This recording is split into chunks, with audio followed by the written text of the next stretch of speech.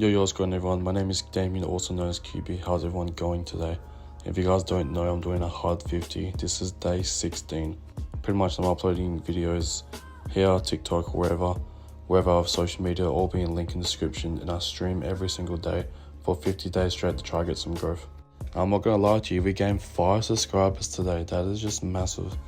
I know it's not the greatest accomplishment in the world, but the most I've ever gained in one day has literally only been one. So the consistent views are starting to roll in, and I'm starting to see all this hard work pay off, or at least start to see it pay off, because I already know this is just the beginning. So without further ado, is get stuck straight into today's video. A like and subscribe will always be appreciated, and yeah, follow me on everything if you want to see anything NBA related. The Dallas Mavericks have been able to keep it together while there's been portions without Luka and Kyrie Irving in the starting lineup.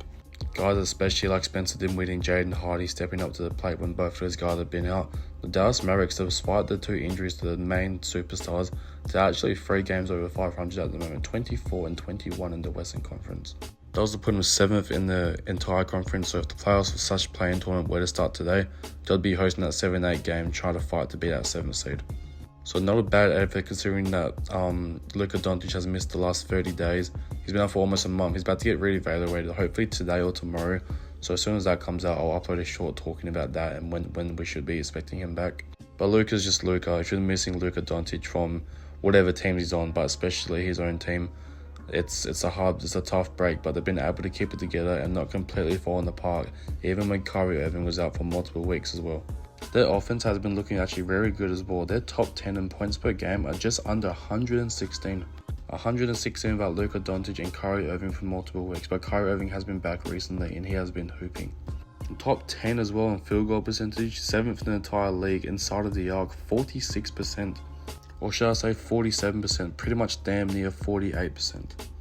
And whilst having a top 10 3-point percentage as well, yes, just under 39% as a team. So in those categories, this team has been beautiful by holding it down. Klay Thompson still isn't shooting the best this season either, but they have other guys that's just been popping off who we'll get into like very, very soon. And they've still got the injury to Luka. I'm not going to lie, they're suffering an injury right now with Derek Lively. He's going to miss 2 to 3 months, which is just very unfortunate news for Mavs fans. It's going to put a lot of stress on Daniel Gafford, but we'll see what happens. The 20th in the entire league as well in assists per game. Obviously that number wouldn't be too high when you got a lot of ISO players. I mean, Luka can be ISO, but he's more of a playmaker, but especially when you got Kyrie Irving and also Klay Thompson, who likes to come off the dribble every now and then. And the defense is not shocking as well. They're 12th in the entire league of holding their opposing team to the most fewest points on just under 113. Yes, obviously it's lesser than their points per game because they have a winning record. They're 6th in the entire league holding their opponents to like the worst field goal inside the arc at just under 45%. That's pretty impressive, especially for a team that was just lacking so much defense last year and it's pretty much identical exact same core. And one of the slight changes has been Najee Marshall, and he's come in and just put pressure on the ball. He's actually played a lot of underrated defense that's gone unseen so far this season. 4th in the entire association in blocks per game as well, just averaging just below 6-point game at 5.8. Kyrie Irving just keeps having a typical Kyrie Irving season, averaging 24, 4 and 5, being 4 rebounds and 5 assists. While shooting 48% inside the arc, but shooting a very, very, very efficient and healthy 43% from outside the arc. That's going to put him in top 25 in the NBA currently. And 43% is beautiful, especially when you're shooting almost 8 of them a game. Obviously, Luka Doncic has missed a shit ton of time, obviously more than half of the season so far.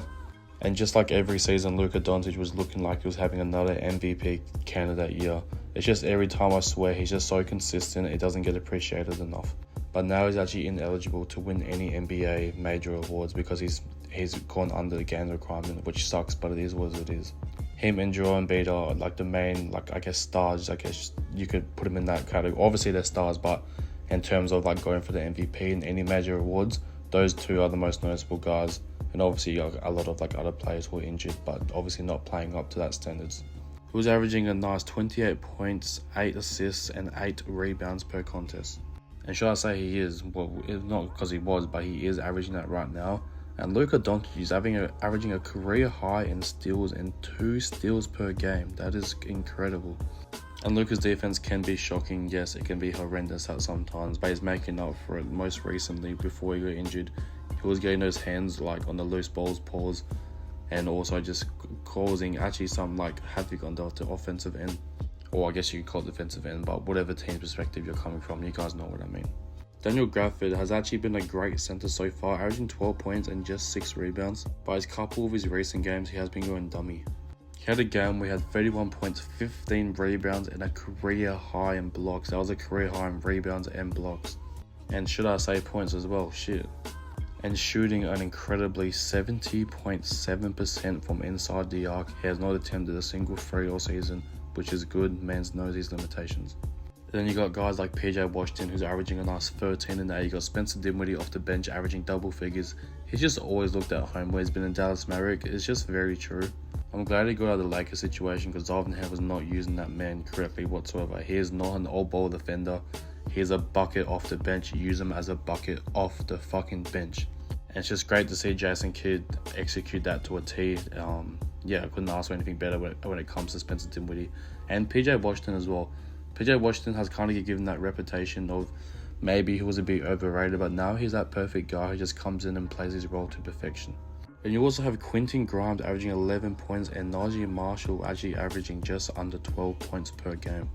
And Marshall's just always been one of those great defenders. He's shooting 50% inside the arc, not so great outside the arc, and just under 32%.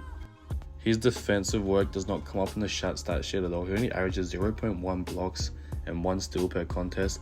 But he's like a Jared Vanderbilt, but only don't get as much steals and blocks because he is everywhere, just controlling everything.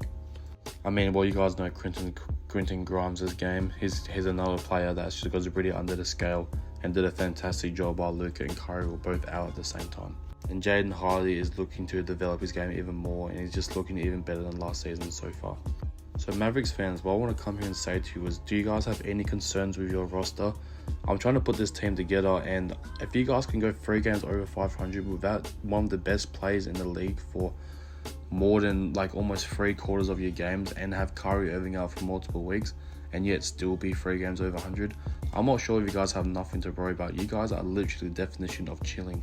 And obviously there's questions around Daniel Gafford. I guess I feel like every season there's always questions around Daniel Gafford, PJ Washington. Those guys are just very, I guess, tradable guys. They hold very good value for, whoever wants to trade with them, I guess.